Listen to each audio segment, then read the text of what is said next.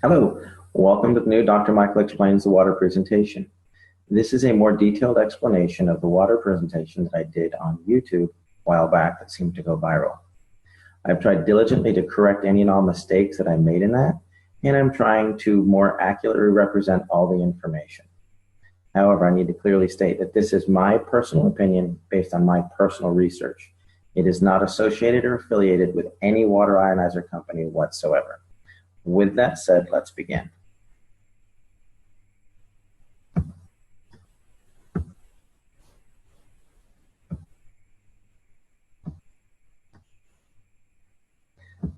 There we go. Excellent. I named this presentation The Magic of Skywater because of what it did for my daughter. Many of you have asked what happened. Basically, my daughter Skylar was born back in May of 2009 with a severe case of gastroschisis. She was literally born inside out. Everything that was supposed to be on the inside was the outside. Stomach, liver, pancreas, spleen, small intestine, large intestine, bladder, and right ovary. She went through a period where the biggest complication was known as acute dehydration syndrome. She spent a year at Scottish Rite. She came home after 2 colostomies and a resection of her bowel. When the dehydration would hit, this would be her mid-afternoon one day, and this was her that evening after she'd been revived at the hospital. Basically, the bowel would shut down, and so I became a hydration expert. I tried every pill, potion, water ionizer you can imagine, and we came through it when someone introduced us to the Enagic ST501. That is Skylar today, and at the time that we tried it, I was actually completely opposed to alkaline ionized water. When it worked, I was a little dumbfounded. So I had to figure out why, and here's what I found. The difference between the healthiest person and the sickest person is broken down into 2 components. Muscles, ligaments, bones, organs, tissues, etc. These all add up to 28% of the patient. The other 72% of everybody is just water. What I found out, not all water is equal. There's distilled water, there's reverse osmosis water. We tried filtered water, alkaline water, we even tried ionized water. We thought we found something with alkaline ionized water and it proved to be more dangerous than beneficial. And then there's something that's called electrolyzed reduced water. This was truly a game changer. Here's why. Electrolyzed reduced water, it's not a cure, but it's 72% of the Skylar puzzle. It was not the only thing we did for her. It was the only thing we changed because we were doing everything else. What it is just science. It could realistically save your life. It'll make you healthier, happier, and stronger. But if you don't make healthy choices, your health benefits are not going to be as effective, nor will they last. To put it simply, electrolyzed reduced water gives you the best possible 72% of your body to work with. This facilitates nutrition, detox, health, energy, healing by providing some necessary components. Let me explain. If you think of your body as a saltwater aquarium, you've got healthy organisms, filtration, you've got oxygen. If you don't take care of it, that tank gets dirty. Well, what you have to do with the human body is figure out how to clean your fish tank. The way that your body does that is through a process called cellular respiration. This is the way you basically get oxygen and nutrition into a cell, CO2 and toxins out of a cell. The main component for this is known as the aquaporin, which was discovered in 2005. And essentially, it's the high-speed plumbing system for the cells, and it's the fastest way to get the good stuff in and the bad stuff out. Let me give you a brief course on cellular respiration. If you look over here, you'll see that there's a cell. There's some hemoglobin here. There's an aquaporin here. There's a charge. And this represents a cluster of water molecules that are electrostatically stacked together. Well, as your cell compresses, it excretes CO2 and toxins. When it pops open, it brings in oxygen and nutrition. When it collapses, it excretes CO2 and toxins. When it opens back up, it brings in oxygen and nutrition. This is called tensegrity. It's the premise by which an MRI works. The click, click, click, click causes the cells to open and close. The computer takes a picture, generates the image. Well, electrolyzed water actually does occur naturally. Everybody say it's an unnatural source. It isn't. It happens when a lightning strike hits a lake or the ocean or something like that, and the charge on the water in that area lasts usually 3 to 4 days. What it does is it disassociates the water molecule. If you look over here, This is a technical term. A lot of people ask me, well, my chemist said it's not possible. That's because your chemist doesn't understand electricity. He's a chemist.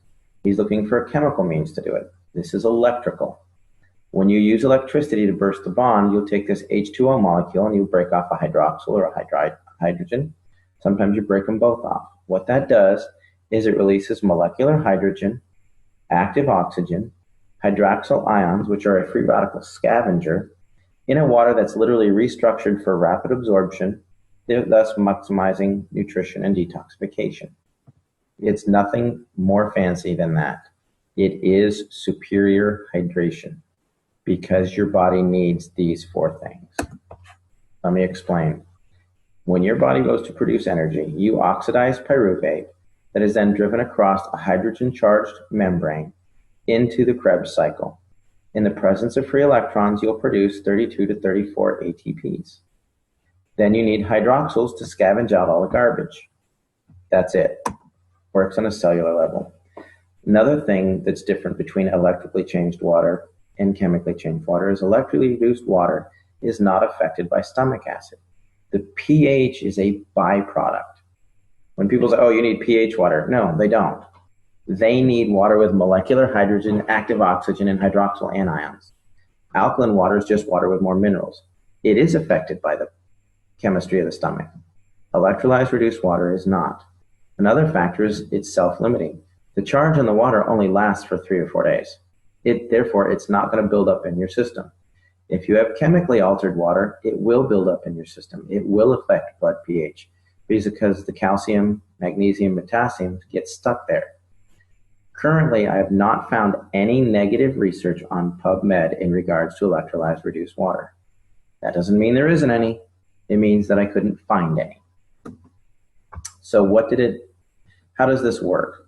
Well, basically they took a lightning strike, put it in some medical grade titanium plates that were dipped in platinum and put it into a machine that's about the size of a coffee pot. And what it does is it takes this big clump of water molecules and zaps it. When it zaps it, it breaks it into smaller groups because it has an electrostatic charge, giving you some free electrons, the molecular hydrogen, active oxygen, and all that. The more charge you hit it with, the more it breaks it down. Here you've got 5 groups of 5 or 6 groups of 4. You could have 2 groups of 12. It just depends on the level of ionization. It's a rather simple process. If you think about this cluster of grapes, if I wanted to put all of these grapes into this bottle, I would rip each piece off and dump it in there. If I tried to cram the whole thing in there, there would be grapes that were rolling around the floor and missed the thing and all that. We want to get in as much as possible. These are not chemically bound molecules of water. If you chemically bind them, they're no longer water. They're not one giant molecule of water. It's a cluster of water molecules that are stacked together because they have a low electrostatic charge, a lot like Rouleau factor in the blood. Another way to look at it is when my son was rolling around on the carpet, his hair got a high static charge. He's actually holding onto a necklace that's not causing his hair to stand up. But what happens is the hair dispersed. It got its own little static charge and it caused it to stand up and spread out instead of laying down clustered together. When you ionize water, you're causing the water molecules to disperse. That's all you're doing. If you want to research this phenomenon like I did, don't use Google. It is my personal favorite search engine, but it's also the one that's most manipulated and hard to reference accurately. Besides, you can support anything with a quick Google search. The world was supposed to end several times. Just check Google. Instead, we're looking at something more scientific and how it affects the body.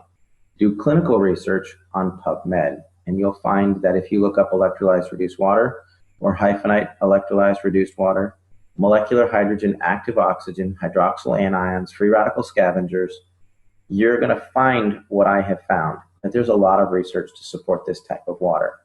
You're also going to find that if you look at pure alkaline ionized water, there's a lot of dangers that are associated with the remineralization component, which we'll get into in a moment.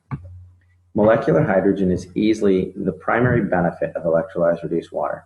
It literally charges a cell membrane of every single cell in the body, increasing its electrochemical potential. That means makes it healthier, able to get good stuff in and bad stuff out. It's also a critical component for the nervous system. There's a vast amount of research on PubMed in molecular hydrogen in Parkinson's, in MS, in autism, things like that. And finally, it works as a powerful antioxidant. The next component of the water is it is loaded with active oxygen. Active oxygen is what's required to produce ATP. It's what's driving the Krebs cycle. When you run out of active oxygen, your body starts to shut down because it can't work correctly. It's just like a fire. If you remove the oxygen, it goes out. Finally, there's the antioxidant and free radical scavenger components. Basically, iron in any acidic environment will start to rust. You can leave your tools from your garden outside in the rain and they're going to rust. Well, where do we have iron? We have it in hemoglobin, we talked about during cellular respiration, but we've also got it in the red blood cells. We got it in the brain, the kidneys, the lungs, the lymphatic system, the bones. If it's in an acidic environment, it's going to oxidize, which will create a toxic burden. Your body is designed to be slightly on the alkaline side. Today, we're flush with oxidative and acidic disease processes. The number one acidic disease process we have right now is cancer. It's actually, the prime cause is oxygen deficiency. You can look up Otto Warburg, there's some research on that.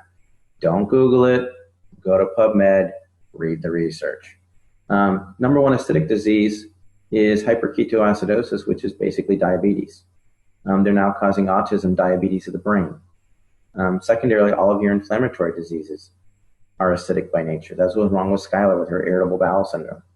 Your arthritis, it's an acidic waste product.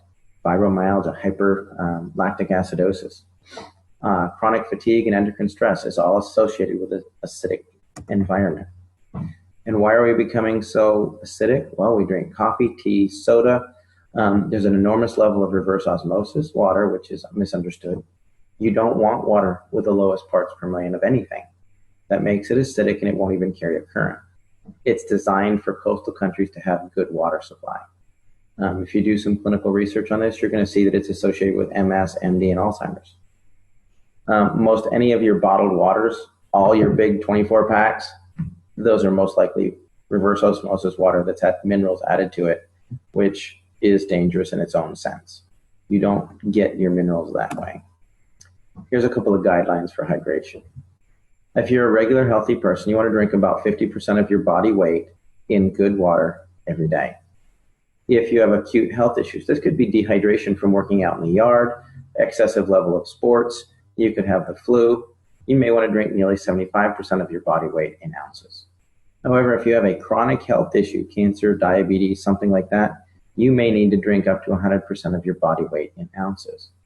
However, you got to be careful because your physician can specifically reduce your water intake for congestive heart failure, kidney disease, things like that. So why do I say that sodas and pH are important? Well, if you look at this scale over here on the left, it's red. That means it's going to make you rust. Over here, the blue will make you beautiful. This is what a typical capful of soda can do to the body. This is a 32-ounce bottle of pitcher of 9.5 water. You can see the pretty blue color. It's loaded with hydrogen, oxygen, etc., etc. This is about a tablespoon of Sprite. It's high on the acid content. So what I did is I poured this water into this cup and ended up with a cup full of acid. It didn't dilute it at all. I then took this cup and poured it into 32 ounces. Now, mind you, this is a tablespoon of Sprite, and it destroyed 32 ounces or 2 pounds of water. Makes you think differently about going to McDonald's and supersizing it. You're literally acidifying your system. Yes, lemon juice in your water will do this as well. The reason that lemon water affects the body in an alkaline nature is it causes your pancreas to excrete an 8.8 enzyme to neutralize it. Just as a side note. Other things that we do. This was huge for Skylar. And I didn't realize it was such a big deal because we ate a lot of organic food. But you can use this water to clean your veggies. These are cherub tomatoes that I used to buy and just rip the top off and start eating them. I washed them in the 11.5 water from my SD501, and that is what came off. I was appalled. I was amazed. It tasted like they were fresh garden tomatoes. And when you smell this, it smelled like there was Windex or cleaning agents in that glass. And the reason that that happens is because all of your pesticides are petroleum based, so they don't wash off. Another thing we use it for is our pet. I thought this was funny, so I'd include it. Thanks, Henry. This looks great and all, but does your house have any Kangen water? We did the proverbial test, put out a bowl of tap water, put out Kangen water. Callie will drink the Kangen water every time. Another thing is the disinfectant aspect of this. This isn't just 2.5 strong acid. Because it has that solution chamber on the side, which 90% of all water ionizers on the market do not have. This machine produces 2.5 electrolyzed hypochlorous acid. The other machines do not. That is very important. Electrolyzed reduced water has been shown to kill MRSA, Kripke staph, E. coli staph, strep, all of that. Even worked on the C. diff. That was a problem with Skylar. None of the other water ionizers that do not have a specific saline solution can produce hypochlorous acid in an FDA-approved level. And let me explain. In 2009, 2 months before Skylar was born, the FDA approved hypochlorous acid. It's a sterilant. It will kill just about anything. They're now starting to use it in all hospitals all over the world and places like that. A lot of physicians are using it, wound care specialists. We've been heavily involved in that because of the miracles we've seen with it. However, electrolyzing regular tap water without the addition of a salt solution does not meet the FDA criteria. As a note, the FDA has not evaluated the SD501 either, to the best of my knowledge. What it has done is there's been a third-party evaluation by ATS Labs where they reran the Sterilox system FDA experiments on live cultured bacteria, and they got complete sterilization that was equivalent to the Sterilox system. Basically, hypochlorous acid occurs naturally in the body because it's produced in the immune system. It's actually the biochemical agent that starts the clotting process, making it ideal for initial wound care, and it destroys bacteria and viruses. Recent studies are actually underway to test this using necrotic wound. I'm working with several physicians and wound care specialists as it pertains specifically to necrotizing fasciitis, gangrene, MRSA, things like that. And the results are really promising. We're not the only one doing this. This is a global thing, and the results are really good. Why I look at the SD501 exclusively, or when I compare the competition, because they all want some information. Number one thing is power supply. Does it have enough energy to do it? There's been a lot of song and dance about the SD501 uses a transformer. It does, but it also has a switch mode power supply to regulate that and a condenser. If it doesn't have a transformer, it can't ramp your 110 watts up to 230 and keep it there. Switch mode goes up and down, up and down, up and down. What this transformer does is it ramps it up, and the switch mode will start to slow it down, but the condenser allows them to work together to keep a nice stable stream of energy. On top of that, you need enough amperage. A half amp to a 1 amp machine is not going to get it done. Doesn't mean it's not a good machine. It just means it's not comparable to the SD501. You need 2 to 3 amps to make it effective. You can ask any electrician. The voltage doesn't really matter. The amperage will kill you.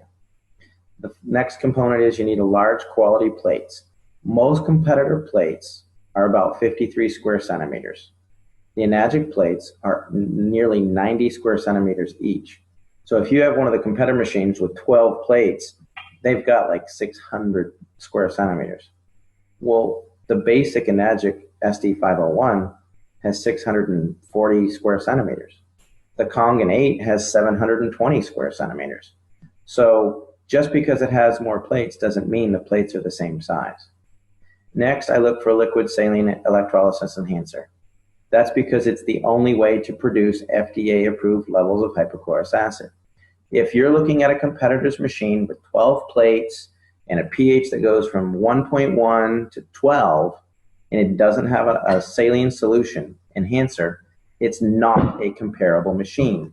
It will not do the same thing. Yes, it will produce 2.0 pH water, but it will not produce hypochlorous acid which is what you're looking for. Another thing to avoid is anything that says energy saver. When it says energy saver, it means it's underpowered. If it's underpowered, they're going to add in minerals and remineralize it and the necessary minerals for your body. That means it doesn't have enough power to get the job done. If they come in with a super fancy plate pitch, it's plated and it's mesh and it's a hybrid and it does this, you don't need it because solid plates are the most stable plates there are. And yes, they need more power to run effectively. And anytime they say there's a lifetime warranty, there's no such thing. I've bought several machines that I'll explain in other videos. We're getting to do a detailed thing on competition. Basically what they'll do is when they start to have problems, they sell off that brand, that machine to a third party and it voids all the warranties. It happened to me twice. The ST501 was about the 9th machine that I used. And I've kept looking because it may not be the best. I research this regularly, and sure enough, it comes out on top every time. I'm just going to hit this. Basically, when you're looking for power factors, it's watts times amperage times surface area. The ST501 has 358,000 PEUs. A typical 110 watt unit with 268 square centimeters of plate, which is a 5-plate machine and a half amp, is only at 14,000 PEUs, or about 4% of the power, so they have to add minerals. Finally, don't own a machine that you can't clean. I see a lot of line about plates, calcium, and auto cleaning. The Enagic SD501 auto cleans itself every 15 minutes. And they have a manual cleaning cartridge that gets rid of not just the calcium on the plates, but the calcium in the lines. It gets rid of the calcium, the mold and the stuff in the lines and the housings. I've taken apart several machines, and they're loaded with mold in the housings, the tubing, but the plates look good. Some of the plates erode on some of the competitors, but that's another thing. In fact, most municipal water supplies are getting worse and worse and worse. And Enagic is staying abreast of this and realizes that they need to have a dedicated team of technicians that can completely clean your machine. If you can't clean your machine, you're most likely going to be drinking mold. That's my opinion. I could be wrong. But the machines that I've taken apart, I found mold in every one of them. And I took care of them according to manufacturer's standards. Here's a couple of plates. This is the size of the plates on my Royal machine. When it stopped working, this is a Jupiter. They look scorched. This was the SD501. These are about 6 years old. I had some corrosion here. This was my microlite. When the company failed to honor the warranty that was lifetime, I took it apart to see what was inside. You can see there's a burn mark here where the plate started to corrode. This is the Jupiter. Actually, if you come back here, you can see this is the mold that I was talking about in the lines and in here. Now, these, mind you, were machines that never needed cleaning. These plates don't have any calcium on them. They were accurate. There's no calcium on the plates, but the machine was not clean. There's a reason why everybody compares themselves to the SD501. Basically, it is the industry standard. It's superior maintenance and cleaning. The quality of the plates are unsurpassed. The superiority of the power supply, to the best of my knowledge, it's the only one that uses a transformer and an SMPS and has a condenser. You can literally unplug an SD501 while it's running, and you're getting about another 10 seconds of power out of it. And that's just draining out the condenser that makes sure that the power stays even. It's one of the longest companies in the history of the industry. They have a wider diversity of uses for the water, the types of water it produces. And it's one of the few that actually use an electrolysis solution for hypochlorous acid. If their machine is bragging that they don't use a solution, it doesn't work. You can't use it for sterilization, period. Why I personally feel the ST501 is the best, I tried 8 or more alkaline water ionizers. Bottom line is it worked for Skylar. Within 4 days, 80% of her symptoms had resolved. She had her first solid bowel movement in 10 days. And within 6 months, she was off feeding ports. Was it the water? Yeah, because it was the only thing left to try. Did it cure her? No. We were doing a lot of things. Enzymes, probiotics. She was doing her medications. She was doing protein powders, MCT oils, medium chain triglyceride. She was doing all that. But the water was allowing it to get into the cell and the bad stuff to get out. The short answer is it produces 7 types of highly bioavailable water. It is already endorsed by thousands of hospitals and used thousands of doctors and used in hospitals all over the world. The drinking water it creates has high levels of hydrogen, oxygen, and antioxidants. It can also be used for FDA-level disinfecting, cleaning, food prep, and cosmetics. I'm Dr. Michael. If you have a specific question for me, you can email at drmichaelexplains@gmail.com. For more information about electrolyzed reduced water machine that we use for Skylar, please go to skywaterinc.net.